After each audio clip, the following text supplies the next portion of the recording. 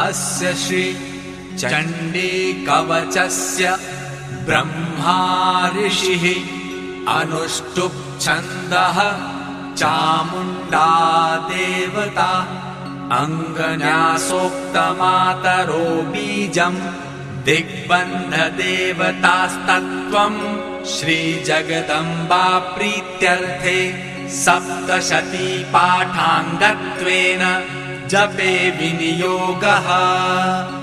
ॐ नमश्चण्डिकायै।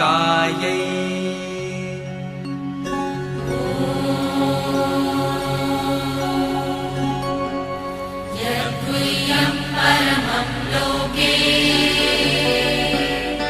सर्वरक्षाकरं नृणाम् यन्य कस्यचिदाख्यातम्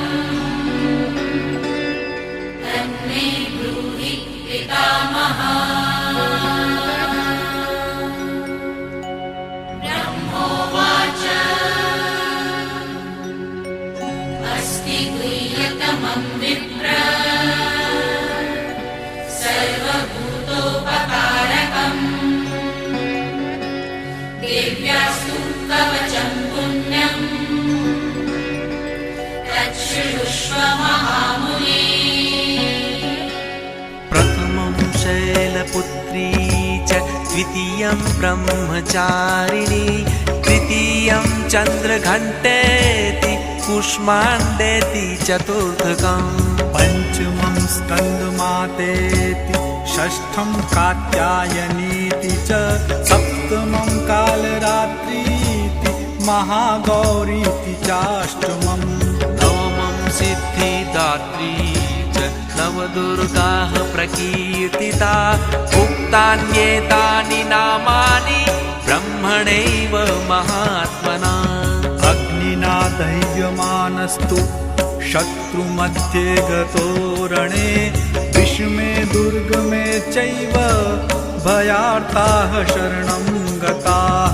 न तेषां जायते किञ्चिदशुभं रणसङ्कटे तापदं तस्य पश्यामि शोकदुःखभयं नहि। यैस्तु भक्त्या स्मृता नूनं तेषां वृत्तिः प्रजायते ये त्वां स्मरन्ति देवेशि रक्षसे तान् संशयः।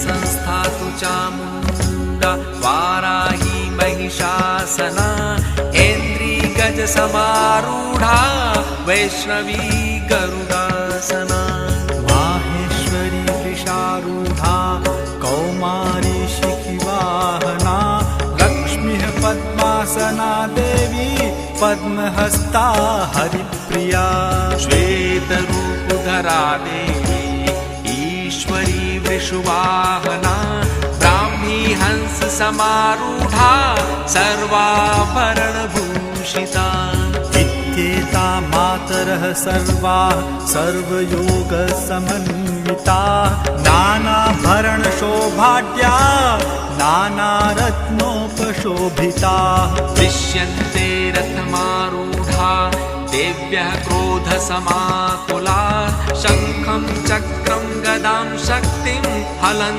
च मुसलायुधम् खेटकं तोमरं चैव परशुं पाशमेव च कुन्तायुधं त्रिशूलं च शारमायुधमुत्तमम्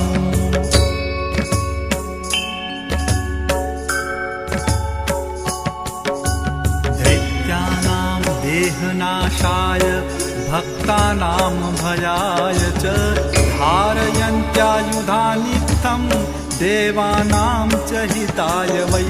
नमस्तेऽस्तु महारौद्रे महाघोरपराक्रमे महाबले महोत्साहे महाभयविनाशिनी त्राहि मां देवि दुष्प्रेक्षे शत्रूणां भयवर्धिनी प्राच्यां रक्षतु मामेन्द्रि आग्नेयामग्निदेवता दक्षिणे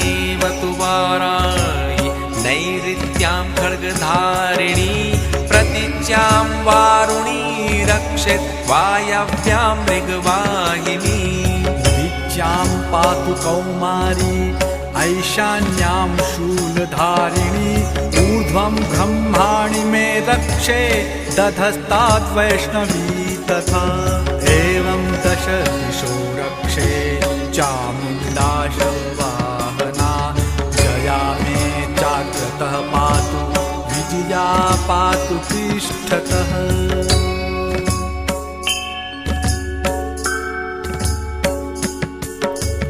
अचिता वाम पार्श्वे तु दक्षिणे चापराजिता शिखामुद्योतिनी रक्षे धूमामूर्धनि व्यवस्थिता मालाधरी ललाटे च भ्रुवौ रक्षेत् यशस्विनी त्रिनेत्रा च भ्रुवोर्मध्ये यमघण्टा च नासिके शङ्खिनी चक्षुषोर्मध्ये श्रोत्रयोर्द्वारवासिनी कपोलौ कालिका रक्षेत् कर्णमूले तु शाङ्करी नासिकायां सुगन्धा च उत्तरोष्ठे च चर्चिका अधरे चामृतकला जिह्वायां च सरस्वती दन्तान् रक्षतु कौमारी कण्ठदेशे तु चण्डिका घण्टिकां चित्रघण्टा च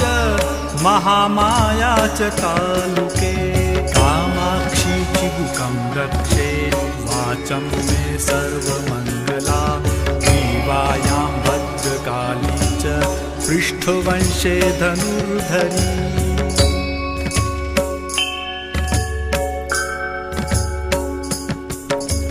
नीलग्रीवा बहिर्कण्ठे नलिकां नलकूबरी स्कन्धयो खड्गिनी रक्षेत् बाहू मे वज्रधारिणी हस्तयो दण्डिनी रक्षेत् नम्बिका चाङ्गुलीषु च नखाञ्चूलेश्वरी रक्षेत् कुक्षौ रक्षेत् कुलेश्वरी स्तनौ रक्षे महादेवी मनः शोकविनाशिनी हृदये ललिता देवी उदरे शूलधारिणी नाभौ च कामिनी रक्षेत् गुह्यं गुह्येश्वरी तथा पूतना कामिका मेढ्रं गुदे महिषवाहिनी कट्यां भगवती रक्षेत् जानुनी विन्ध्यवासिनी जङ्घे महाबला रक्षेत् सर्वकामप्रदायिनी गुल्फयो नारसिंहं च पादपृष्ठे तु तेजसी पादाम्बुलीषु श्रीरक्षेत् पादाधस्तलवासिनी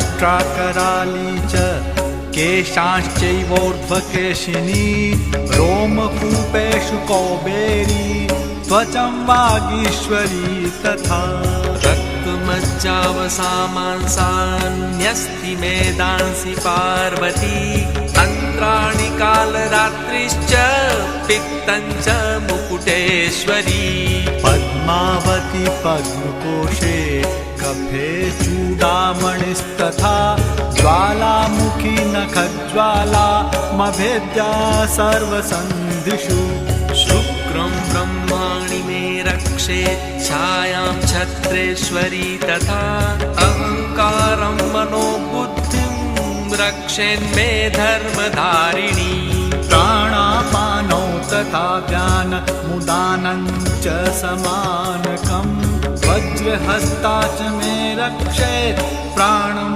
कल्याणशोभना रसे रूपे च गन्धे च शब्दे स्पर्शे च योगिनी सत्त्वं रजस्तमश्चैव रक्षेन्नारायणी सदा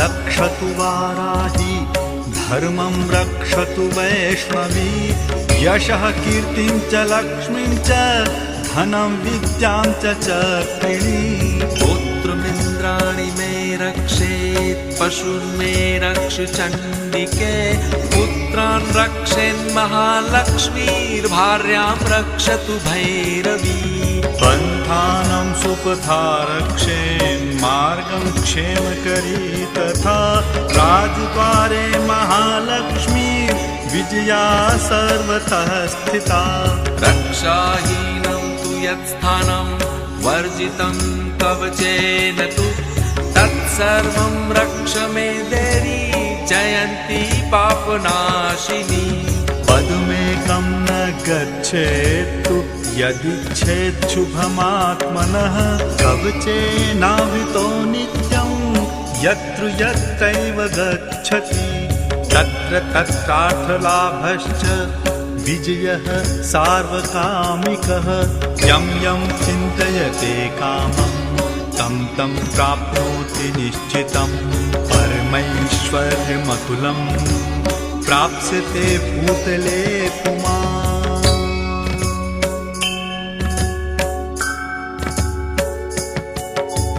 निर्भयो जायते मर्त्यः सङ्ग्रामेष्वपराजितः त्रैलोक्ये तु भवेत् पूज्यः कवचेनावृतः पुमान् इदं तु देव्याः कवचं देवानामपि दुर्लभं यः पठेत् प्रयतो नित्यं त्रिसन्ध्यं श्रद्धयान्वितः देवी कला भवेत् तस्य त्रैलोक्येष्वपराजितः जीवेत् वर्षशतं साग्रमपमृत्युः विवर्जितः नश्यन्ति व्याधयः सर्वे लूतादिस्फोटकादयः स्थावरं जङ्गमं चैव कृत्रिमं चापि यद्विषम् अभिचाराणि सर्वाणि मन्त्रयन्त्राणि भूतले भूचराः खेचराश्चैव जलजाश्चोपदेशिकाः सहजाः पुर्जामाला डाकिनी शाकिनी तथा अन्तरिक्षचरा घोरा डाकिन्यश्च महाबलाः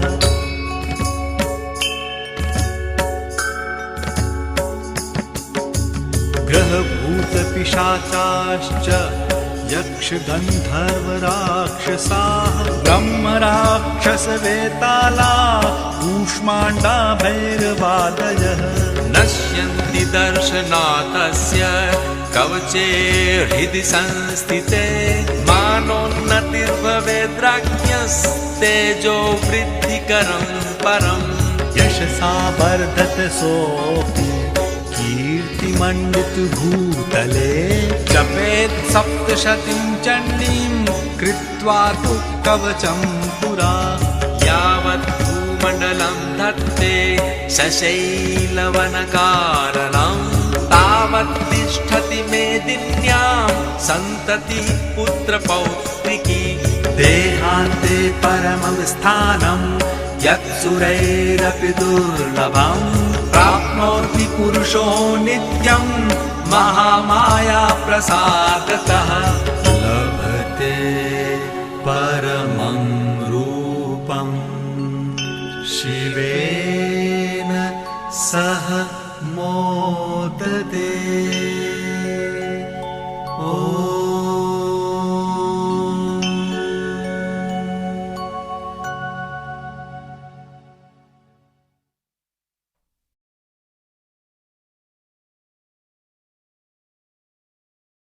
आज हम लोग यहाँ शक्ति की पूजा करने के लिए एकत्रित हुए हैं। अभी तक अनेक संत साधुओं ने, ऋषि मुनियों ने शक्ति के बारे में बहुत कुछ लिखा और बताया और जो शक्ति का वर्णन उन्होंने अपने गद्य में नहीं कर पाए, उसे उन्होंने पद्य में किया और उस पर भी इसके बहुत से अर्थ भी जाने। लेकिन एक बात शायद हम लोग नहीं जानते कि हर मनुष्य के अंदर ये सारी शक्तियां सुप्तावस्था में हैं और ये सारी शक्तियां मनुष्य अपने अंदर जागरूक कर सकता है। ये सुप्तावस्था की जो शक्तियां हैं उनका कोई अंत ही नहीं, न ही उनका कोई अनुमान कोई दे सकता, क्योंकि ऐसे ही 35 कोटि तो देवता आपके अंदर विराज। उसके अलावा न जाने कितनी शक्तियां उनको चला रहे हैं। लेकिन इतना हम लोग समझ सकते हैं कि जो हमने आज आत्म साक्षात्कार को प्राप्त किया है तो उसमें जरूर कोई न कोई शक्तियों का कार्य हुआ। उस कार्य के बगैर आप आत्म साक्षात्कार को नहीं प्राप्त कर सकते। ये आत्म साक्षात्कार को प्राप्त करते वक्त हम लोग सोचते हैं ये सहज में हो गया, पर सहज में दो अर्थ। एक तो सहज का अर्थ ये भी है कि आसानी से हो गया, सरलता से हो गया, और दूसरा अर्थ ये होता है कि जिस तरह से एक जीवंत क्रिया अपने आप घटित हो जाती है उसी प्रकार आपने आत्म साक्षात्कार को प्राप्त किया। लेकिन ये जीवंत क्रिया जो है इसके बारे में अगर आप सोचने लग जाएं तो आपकी बुद्धि कुंठित हो जाएगी। समझ लीजिए ये आपने एक पेड़ देखा है, इस पेड़ की ओर आप नजर करिए तो आप ये सोचेंगे कि भाई ये फलाना पेड़ है, लेकिन इस पेड़ को इसी रूप में ऐसा ही इतना ही ऊंचाई पर लाने वाली कौन सी शक्ति है? किस शक्ति ने इसको यहाँ पर इस तरह से बनाया है कि जो वो अपने सीमा में रह करके और अपने स्वरूप रूप उसी के साथ चलता रहे। फिर सबसे जो कमाल की चीज है वो मानव मनुष्य जो बनाया गया है वो भी एक विशेष रूप से, एक विशेष विचार से बनाया गया है, और वो मनुष्य का जो भविष्य है वो उसे प्राप्त हो सकता है, उसको मिल सकता है, पर उसकी पहली सीढ़ी है आत्म साक्षात्कार। जैसे कि कोई दीप जलाना हो तो सबसे पहले है कि उसके अंदर ज्योति आनी पड़े। उसी प्रकार एक बार आपके अंदर ज्योति जागृत हो गई तो आप उसको फिर से प्रज्वलित कर सकते हैं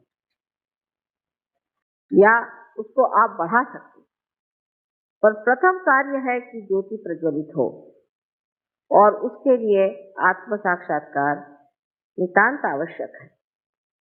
किंतु आत्म साक्षात्कार पाते ही सारी शक्तियां जागृत नहीं हो सकती। इसीलिए ये साधु संतों ने और ऋषि मुनियों ने व्यवस्था की है कि आप देवी की उपासना करें। लेकिन जो आदमी आत्म साक्षात्कार को प्राप्त नहीं है उसको अधिकार नहीं है कि वो देवी की पूजा करे। बहुत से लोगों ने मुझे बताया कि वो सप्तशती का कभी अगर पाठ करें और उनका यूं हवन करते हैं तो उन पर बड़ी आफतें आ जाती हैं और उनको बड़ी तकलीफ हो जाती है और वो बहुत सफर करते हैं। तो उनसे ये पूछना चाहिए कि आपने किससे करवाया? तो कहेंगे कि हमने 7 ब्राह्मणों को बुलाया था किया, पर वो ब्राह्मण नहीं। जिन्होंने ब्रह्म को जाना नहीं वो ब्राह्मण नहीं, और ऐसे ब्राह्मणों से कराने से ही देवी रुष्ट हो गई और आपको तकलीफ हुई। तो आपके अंदर एक बड़ा अधिकार है कि आप देवी की पूजा कर सकते हैं और साक्षात देवी की पूजा कर सकते हैं। यह अधिकार सबको नहीं है। अगर कोई कोशिश करे तो उसका उल्टा परिणाम हो सकता है, उसका विपरीत परिणाम हो सकता है।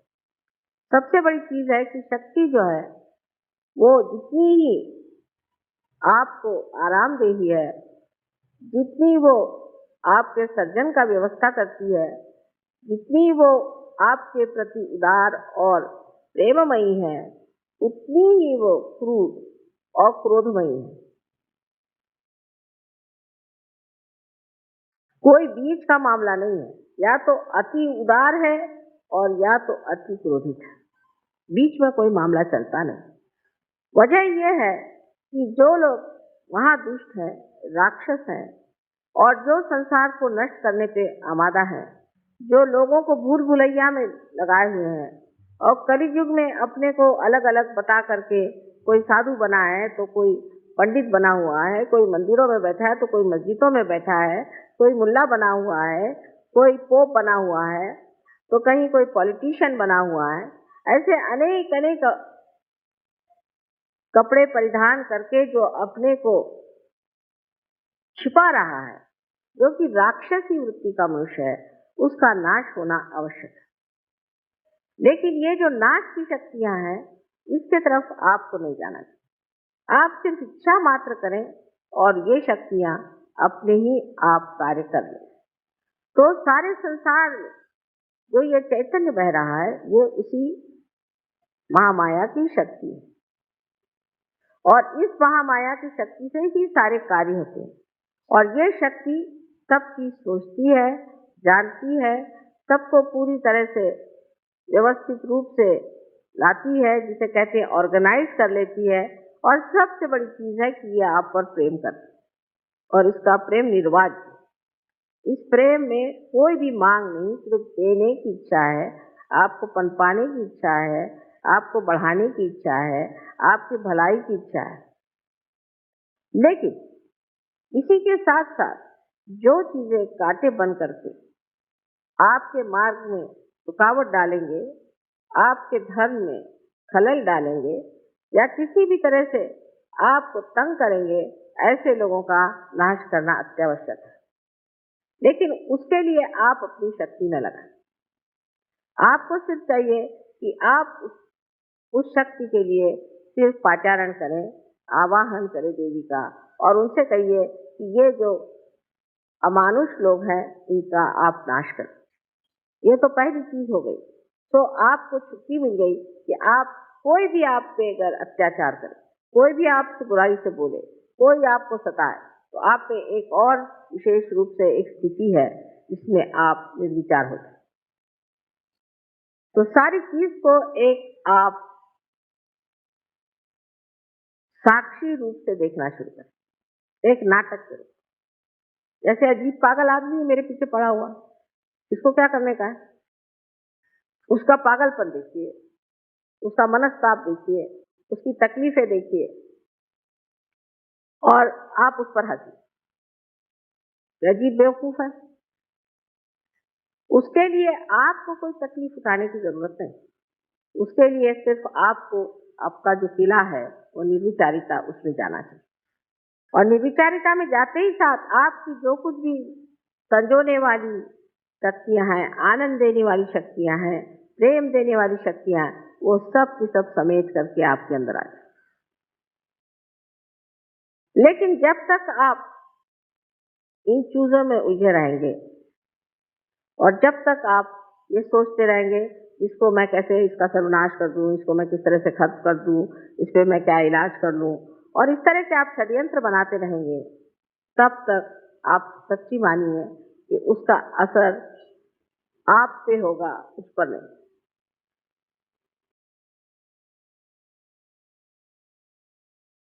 रामदास स्वामी ने कहा है कि अल्पधारिष्ट पाए, माने आपका थोड़ा सा जो धीरज है उसको परमात्मा देखता है।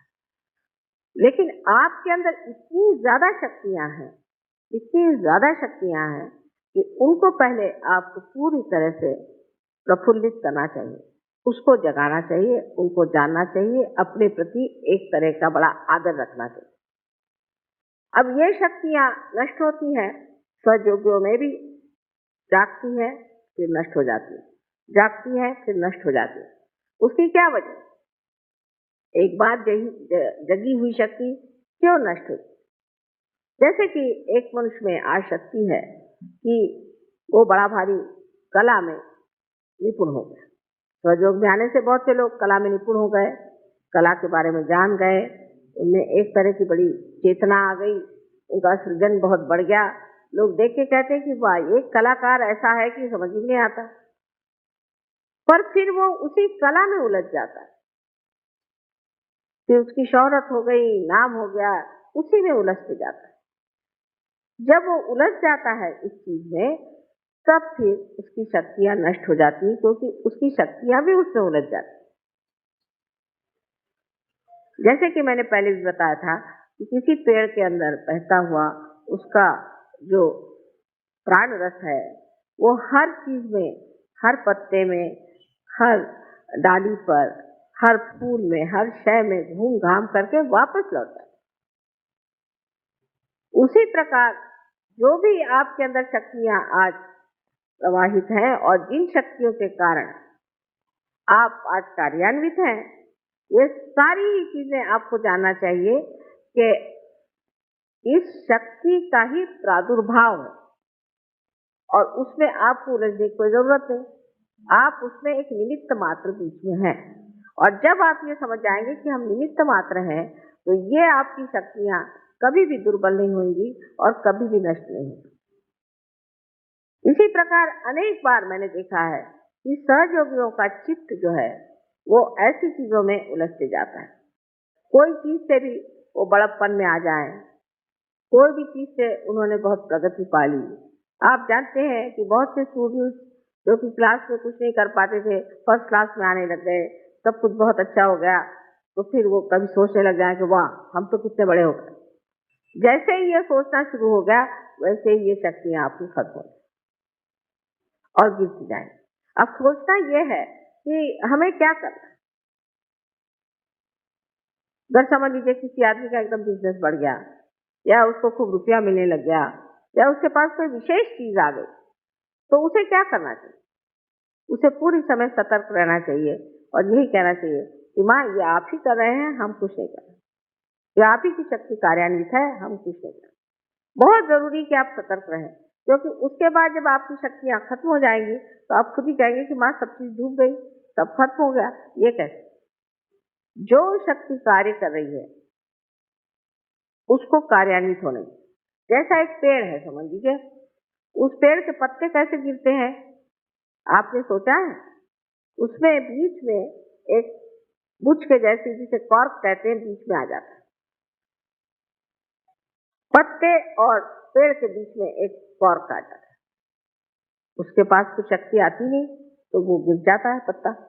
इसी प्रकार मनुष्य का भी होता है कि आज उसकी शक्ति एक महान शक्ति से जुटी हुई और वहां से वो उसे प्राप्त कर रहा है, लेकिन जैसे ही